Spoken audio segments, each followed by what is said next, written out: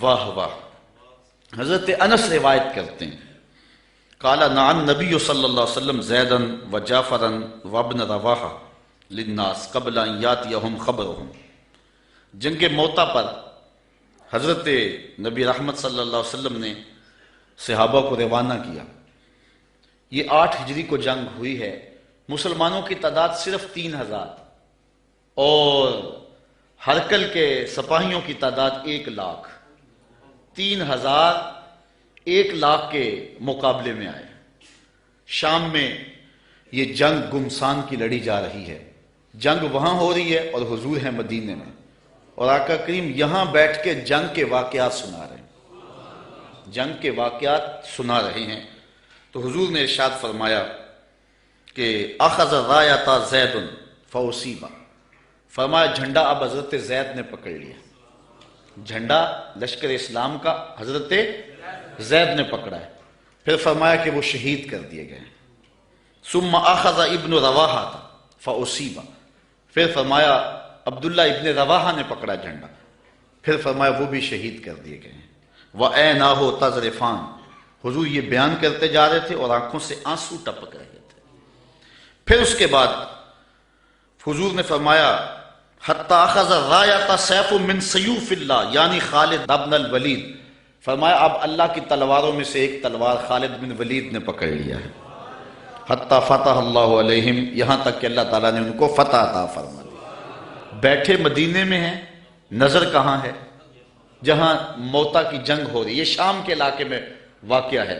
حضرت خالد بن ولید کے ہاتھ پر اللہ تعالیٰ نے اسلام کو فتح دی اور 3000 مجاہدوں نے 1 لاکھ کے دانت کٹے کر کے رکھ دیے. اور حضرت خالد بن ولید کو سیف اللہ اسی موقع پہ کہا گیا. آپ نے کافروں پر اس جنگ میں 8 تلواریں توڑی تھی. تلوار توڑنا عرب میں بہادری کی علامت.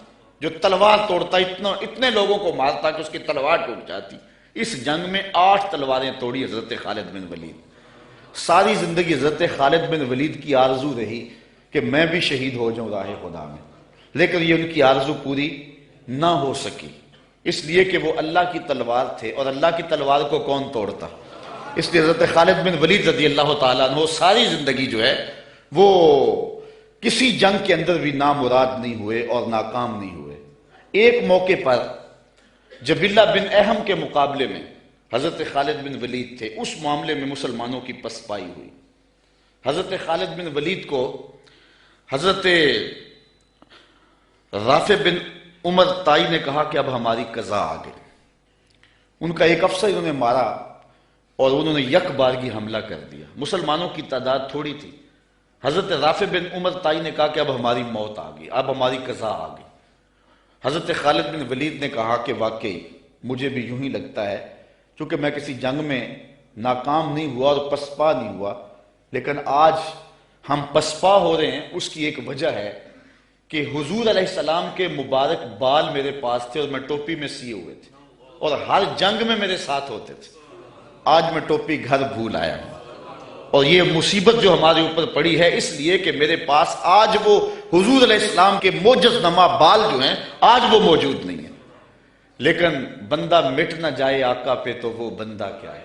بے خبر ہو جو غلاموں سے وہ آقا کیا ہے. دور طیبہ سے جب بھی میں تڑپا کبھی ان کو حالات کی سب خبر ہو گئی. حضور حضرت ابو عبیدہ کو خواب میں ملے اور فرمایا خالد پہ مشکل بنی اور تم یہاں سو رہے ہو. وہ فوراً اٹھے اور اعلان کروا دیا.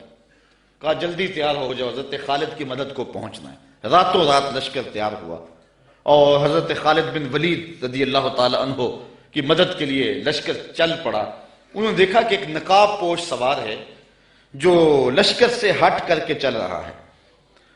امیر لشکر نے کہا کہ ذرا اس شخص کو دیکھو یہ کون ہے، کوئی جاسوس نہ ہو.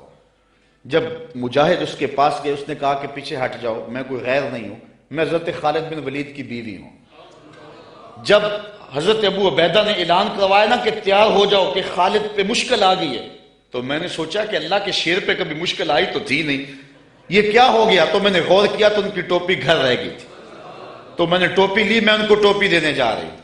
لشکر کے ساتھ ساتھ حضرت خالد بن ولید کی اہلیہ بھی چلتی رہی. حضرت خالد بن ولید ادھر محاذ پہ ڈٹے ہوئے. اچانک حضرت خالد بن ولید کیا دیکھتے ہیں کہ ایک جانب سے اللہ اکبر کی آواز آئی اور 5-6 مجاہد ہیں جو دشمن کے لشکر کو پیچھے دھکیل رہے ہیں، اور اس میں ایک نقاب پوش مجاہد بھی ہے۔ حضرت خالد بن ولید نے گھوڑے کو ایڑ لگائی اور جا کے اس کے قریب کھڑے ہو گئے، کہا جوان مجاہد تو کون ہے کہ لشکر کے جو ہے پشتے کاٹ رہا ہے؟ اس نے تھوڑا سا نقاب سرکا کے کہا آنا زوجتو کا ام تمیم، میں تمہاری بیوی ام تمیم ہوں، اور تم حضور کے بالوں والی ٹوپی بھول آئے تھے، میں وہ تمہیں دینے آئی ہوں۔